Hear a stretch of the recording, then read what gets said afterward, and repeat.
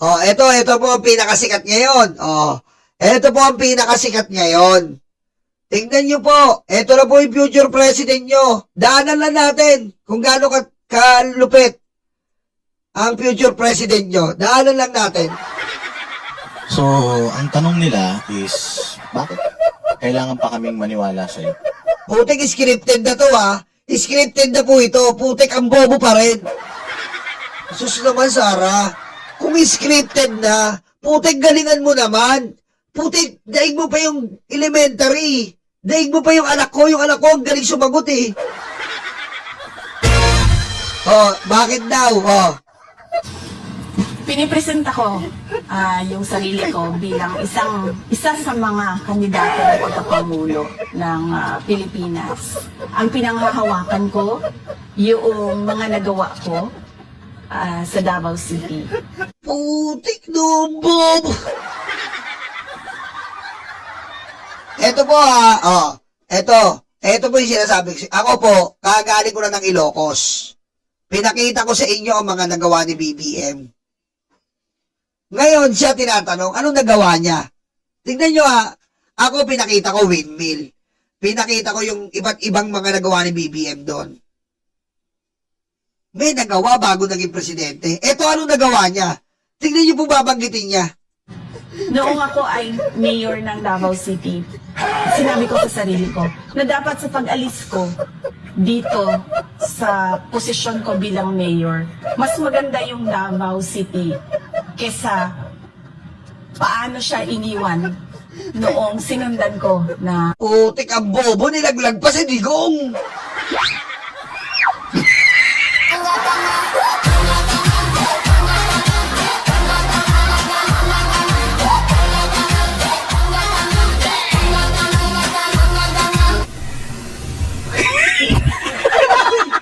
Ang bobo mo, Sarah! Ang mayor nun, tatay mo! Bobo! Napaka-bobo mo talaga eh! Mayor dun, tatay mo! Anong mas maganda kay bobo putik? Pati tatay ka nilaglag! Aray ko!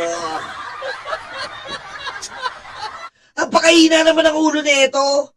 Kailangan daw po, mas maganda sa sinundan niya. Sino ba sinundan mo? Tatay mo, tanga! Roy Dinocose, thank you! Putik, ito yung presidente natin, tatanga-tanga, tatay niya yung sinundan niya eh. Ulitin nga natin, tama ba yung pandinig ko? Ha? Tama ba yung pandinig ko? Ulitin lang natin ha. deep. Sinabi ko sa sarili ko Oh. na dapat sa pag-alis ko Oh, dito sa posisyon ko bilang mayor, mas maganda yung Davao City kesa paano siya iniwan noong sinundan ko na ay putik, bobo, nilaglag yung tatay, ang putik, ang bobo nito, men. Aray ko. Sino ba sinundan mo? Tatay mo, tanga. Atay mo, karton. Aray ko. Putik, ang bobo, men. Eh, ba yung presidente nyo, DDS? Oh, sige. mayor. Ganun yung mindset ko noon. Dapat pag-alis ko, mas gumanda yung Davao. Ano gumanda ng Davao? Nasaan ang pruweba mo? Ano ganun lang? Anong gumanda yung Davao? Hindi katulad ni BBM. Ako po, si Bongbong Marcos. Ang nagawa ko, nabigyan ko ng mababang electricity ang mga kababayan ko sa Ilocos Norte. Napagawan ko po ng magandang kalsada sa Ilocos Norte. Ganun ang barat ni BBM. At saka ito nga pala, sabi ni Ma'am Lorna Taniguchi, nandun po ako. May ilog doon. Pwede ka maligo sa ilog parang Japan. Ganun po sila BBM daw. Yung ilog nila, di ba yung ilog? Pwede ka pa maligo. Ang linis. Parang Japan talaga. Hindi ko nga na-videoan eh. Dahil sobrang kwentuhan namin eh. Bawal po magkalat doon sa ilog. At pag nagkalat ka, may multa. Ganun po yung ano ni BBM. Tapos, yung ilog po na yun, halimbawa may daluyan ka, yung mga tae-tae, bawal yun. Di ba tayo sa Maynila, yung tae natin, diretso sa kanal. Aray ko. Bawal yun. Doon ba, yung tubo ng ano nyo, inidoro, yung tubo, yung PVC, bawal diretso sa ilog. Kailangan may ano kayo, ganun din po sa mga alaga nyong baboy, alaga nyo sa bahay, sa lababo, hindi pwede idiretso sa ilog, bawal dumihan ng ilog. Ganun po yun, sabi ni Mami Lorna Talaguchi. Andun ako, ang linis ng ilog, gusto ko nga maligo eh. Kaso naiiya ako, baka sabihin, ay, tiga Maynila to. Pero ang linis po, naliligo daw po pala talaga sila. Ganun! May windmill, magandang istruktura, nakita nyo po, meron doon Marcos Coliseum. Makikita nyo po ang Ilocos, napakalinis. Napaka well organized. Si Sarah, ano sabi? Siniraan pa yung tatay niya. Aray ko. Ang tanong, Sarah, anong nagawa mo sa Davao? Anong nagawa mo sa Davao? Anong nagawa mo? Magnakaw. Kaputa-puta ka, Sarah. Nuknukan ka ng bobo. Ayan, nagagalit si Pare Eduardo. Aray ko. Anong nagawa mo, Sarah? Yun ang tanong eh. Wala kang nagawa. Tama. Magnakaw lang ang nagawa mo. Puro pagnanakaw. Kasi dapat binanggit mo na yan. Wala siya mabanggit. May napatayo ka bang para sa mababang kuryente? May windmill ka?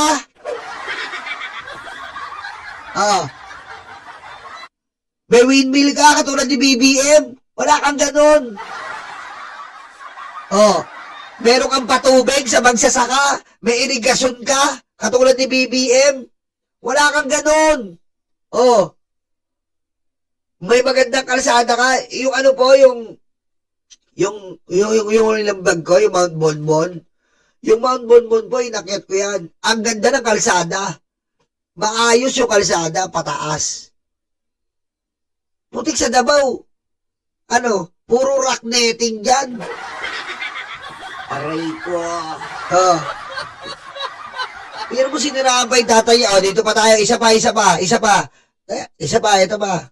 Ano ang magiging solusyon ninyo kung sakaling kayo maging Pangulo sa issue ng korupsyon? Unang-una, ano talaga yan eh, yung kamay na bakal sa mga nasa ilalim.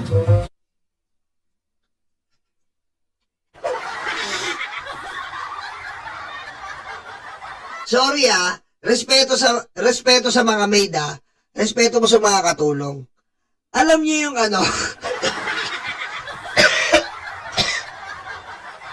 alam niyo yung pag first time yung katulong nyo sa bahay?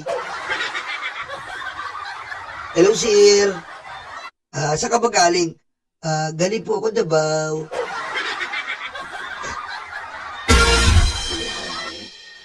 Ang labnaw ng utak nito. Aray ko. Di ba? Masipag ka ba? Masipag po ako, kamay na bakal. Isipin nyo katulong nyo to. Tingnan nyo Isipin nyo katulong nyo. Yung sasagutin nyo, ikaw, Yaya, anong magagawa mo? Ikaw ang korupsyon. Anong opinion mo sa korupsyon, Yaya?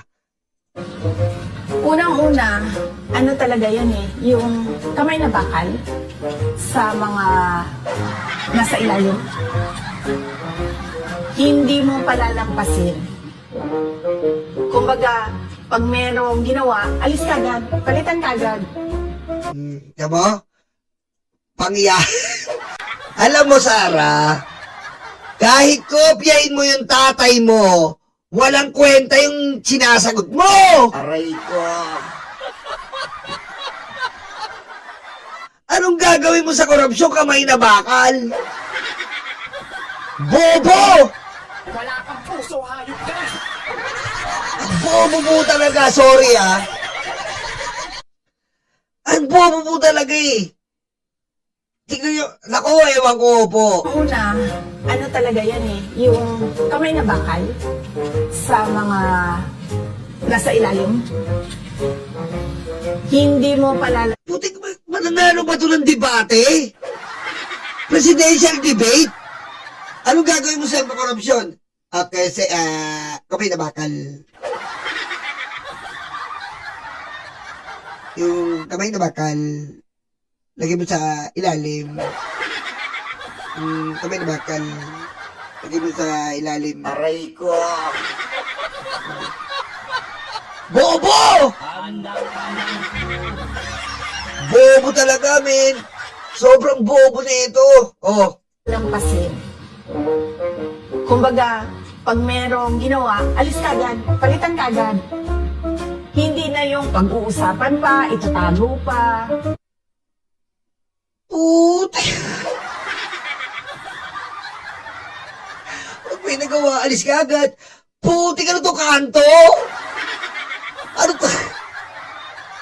Ano to pang kanto? Paano to? Usapang kanto ba to habang naghihintay ka ng shot ng Jen Pomelo? Aray ko. Ganito yun eh. Pag ayaw tumagay, alis ka agad. Walang ambag, alis ka agad. Pag wala kang ambag, puro ka mapulutan, alis ka agad. Aray ko. Ano to? Usapang inuman ba to? Putik. Hindi ganon. Diretso, one shot lang. Oh, one shot, inuman niya. One shot lang, man. Putik inuman niya. One shot. Oh. Wow! Isipin nyo ha. Ito na presidente natin. Pusang inang buhay to. One shot lang inuman to, men. Inuman. Lasing yata tong hayop na to eh. Ikaw may ginawa Oh. na pangungurakot. Oh. Alis ka na dyan.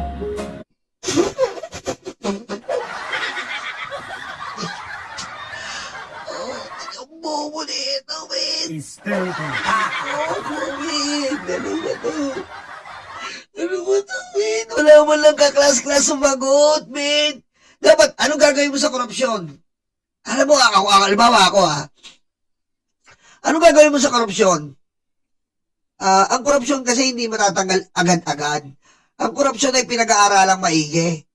Ang korupsyon ay talagang talamak na sa ating gobyerno. Pero, masusuweto natin ang korupsyon, magsisimula tayo. Simulan natin sa sarili natin. Pagtapos simulan natin sa sarili natin, ngayon, pag may nakita tayong mga bagay na hindi akma, may mga bagay na tiwali, bigyan natin ng karapatang aksyon agad-agad. Diba? Kung ano man ang departamento yan, bigyan natin ng aksyon agad-agad. Putik, hindi yung kamay na bakal. One shot. Aray ko. Diba? Sabihin mo dapat, ibigay natin ang kaukulang ipapataw na batas sa kanya. Kung anong violasyon ang nagawa niya, ibigay natin ang karapatang batas na nararapat sa kanya. Ganun dapat sumagot, accurate, at saka profound. Aray ko. Lagyan mo naman ang laman. Putik para ka nakikipag-inuman sa kanto eh. Aray ko. Putik yung mga DDS tuwa pa ang putik ko. Yan, Mami Sara. Yan, kamay na bakal. Eh, paano niya ka gagawin?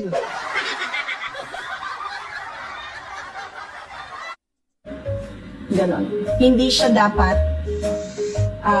patawarin. Hindi siya dapat pinapabayaan. Okay ha, kurakot ka, hindi ka dapat patawarin. Kurakot ka, hindi ka pwede patawarin. Galit ako sa'yo. Ha? Galit ako sa'yo, hindi ka dapat patawarin. Hindi tayo bate. Aray ko. Thank you, Pare Eduardo. Nyolo for President. Aray ko. Boboy. At hindi siya dapat na hindi pinapansin. Na kumbaga parang wala lang. Dapat, pag merong nangyari, alis, palitan nyo yan. Putik, men. Anong future natin nito, men? Aray ko. Ina, men. Yung turning point ko na tinanggap ko na yung kagustuhan ng mga tao na tumakbo akong Pangulo, yun yung napansin ko, narinig ko sa mga nakakausap ko na mga hindi ko kilala.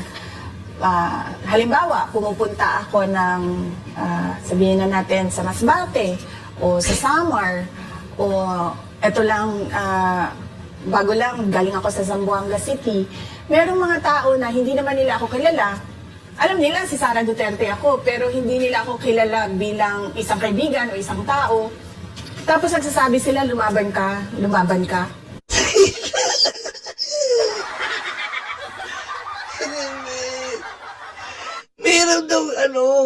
Meron daw mga maligno sa, biglang may sumasagot daw, lumabang ka. Putik lang sa tama, men. Sabog yata to eh. May mga kumakausap sa akin, mga hindi ko nakikita. Ang sinasabi nila, lumabang ka. Putik, sino yun? Mga DDS, sino kumakausap dito, hindi daw nakikita. May lumabang ka. Aray ko. Ano to? Putik, ano to? Ito plataforma niya. Sino nagpatakbo sa'yo? May mga bulong-bulungan po na nagsabi sa akin, lumabang ka, lumabang ka. Ma'am Lynn Solis, thank you! Nakakapagod intindihin yung piyora na yan. Lumabang ka. Eh, pakinggan nyo mga DDS, pusang inan nyo. Kagustuhan ng mga tao na tumakbo akong Pangulo, yun yung napansin ko, narinig ko sa mga nakakausap ko na mga hindi ko kilala. O, kita mo, hindi niya kilala yung nakakausap niya. Putik, saan yun? Saan yun? Halimbawa, pumupunta ako ng, sabihin na natin, sa Masbate o sa Samar o eto lang, bago lang, galing ako sa Zamboanga City. Merong mga tao na hindi naman nila ako kilala. Alam nila si Sara Duterte ako, pero hindi nila ako kilala bilang isang kaibigan o isang tao. Tapos nagsasabi sila, lumaban ka. Putik, hindi niya kilala, pero sinusunod niya. Oo. Eh, paano? Eto na, tataka-taka talaga. Kung sinabi ka ni Xi Jinping, Xi Jinping, Xi Jinping, Xi Jinping, Xi Jinping, Xi Jinping. Aray ko.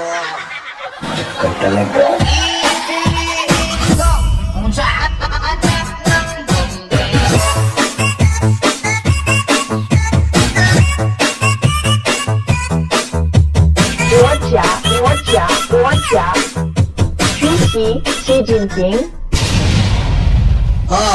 Bibigyan ko kayo ng sample, mga DDS. Ganito ang interview, Philippines face different but connected challenges in China. You in the high seas, India in the Himalayas. Do you think that's one factor that is bringing the two sides together? Inevitably, it is, but we are forming here. That's one of the aspects of the new parts of the India-Philippines relationship is this formation of a global coalition, really. Kita mo, there's a formation of global coalition. Kita mo! Alam mo ba yun, Sarah? Formation of global coalition. Ano mo ibig sabihin nun? Kamay na bakal!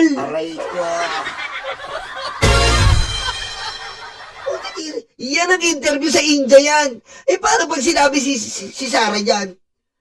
In-interview, Miss President, what do you say about the relationship of our different country that is supporting the West Philippine Sea? Ano sabihin ni Sarah? Putang ina nyo lahat! Amerika, Japan, Taiwan!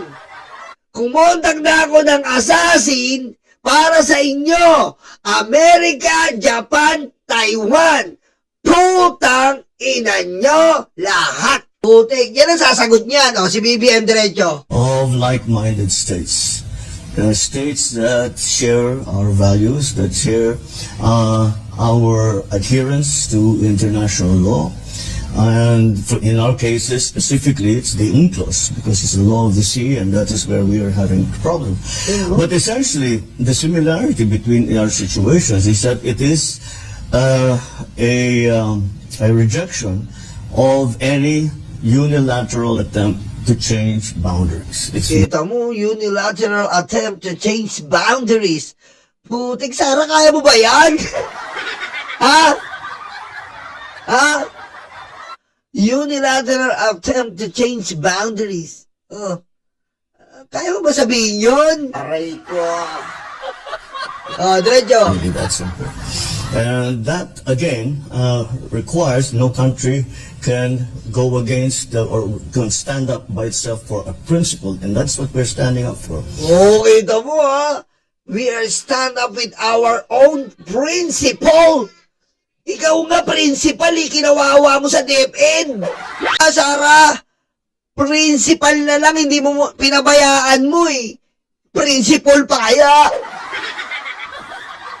No one country can stand up for a principle. Oh. There has to be a coalition. Kita mo, no one country. Oh, tignan mo nga si English, man. And that coalition is being formed. And now, with the definition of the area of interest, if you want to call it that, it's no longer just the Asia Pacific. We speak now of the Indo-Pacific, and quite rightly so, in my view. And that is why that is another aspect to our relationship which we did not have before.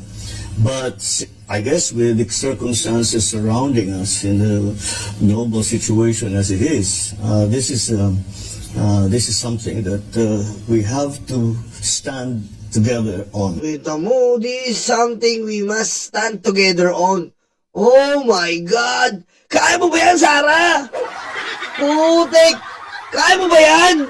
Oh.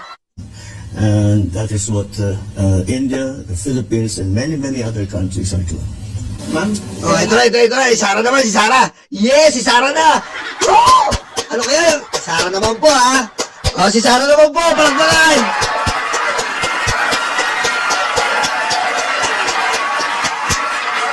Maraming salamat po, Presidente Bongbong Marcos. Ngayon, dumako naman po tayo sa principle ni Sara Duterte. Eto na po, ang ating pinagmamalaki. Sabi ng mga DDS, oh, eto naman po ang aming pinagmamalaki. Sara Duterte, ang ating principle. aray ko. Oh, ito na, pakinggan natin, ha. Oh, ano kaya sasagot ng ating mahal na Reyna? Nga ma'am, you expected po ma'am na parang dalawa lang yung makabayan, pero yung minority po ma'am had to offer your privilege, parang nirespect nila na hindi na sila magtatanong. So ano po yung reaction po yun na yung almost all of the minority black po ma'am, hindi na rin po nagtanong aside po ng makabayan. Naintindihan yung tanong, sorry. Aside Putik mo! Aray ko. Putik naglalag din! Ano to? Putik ko naglalag, min! Ano to? minority black po ma'am, hindi na rin po nagtanong aside po ng makabayan. Oh! Oh! Naintindihan yung tanong, sorry. Putik Tagalog na yun, di pa naintindihan, min! Aray ko. Putik Tagalog na yun, ha? Hindi in English! King inamin. Anong mangyayari sa bansa natin? Aray ko. Oh, diretso. Aside po ma'am, kasi na parang minay na rin po ng minority, hindi na po nagtanong yung almost lahat ng minority, members ng minority sa inyo. Of course, majority, expecting yung ginawag tatanong. Yung minority, di po nagtanong sa inyo ma'am. So what, ano po yung reaction po ninyo na parang dalawa lang sa minority, yung makabayan black lang nagtanong, and hindi lahat yung ng minority members ma'am? Wala akong feelings or reactions doon. Ma'am, why do you last question para extended parliamentary courtesy to this because last year nga po medyo nagkaroon ng intense scrutiny over your over alleged secret fundraising. Why do you think? Hindi ko alam. You have to ask the House of Representatives kung anong iniisip nila. Putik Bim! Bobo! Yan po ba? Ha? Yan po ba yung presidente nyo? Tagalog na yung tanong, wala pa rin sagot! Aray ko. Putik Tagalog na po yung tanong, wala pa rin sagot! Putik lutang na lutang, men! Oh! Yan ang vice-presidente, ang presidente nyo!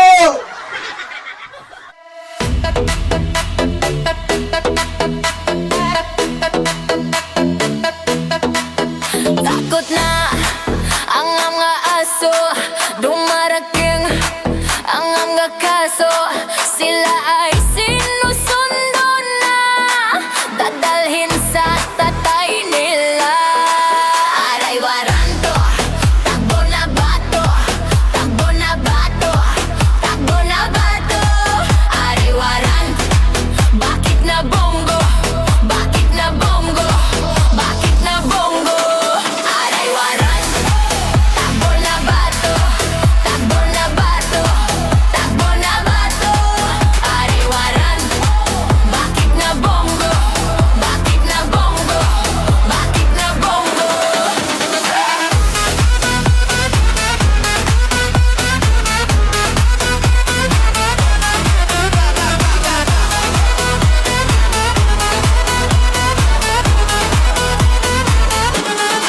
Sabi ni Lord, huwag masama, pero sila ay nalalapit na silang masira. Ay nagkarma, ay nagkarma. Aray waranto, takbo na bato, takbo na bato, takbo na bato. Aray waranto, bakit na bongo, bakit na bango, bakit na bongo.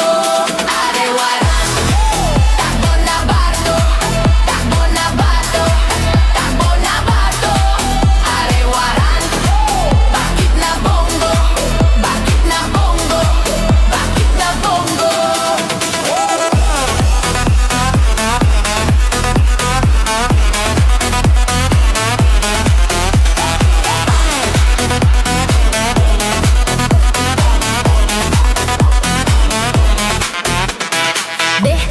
Utakluga, stanga-tanga, utakluga, stanga-tanga, utakluga,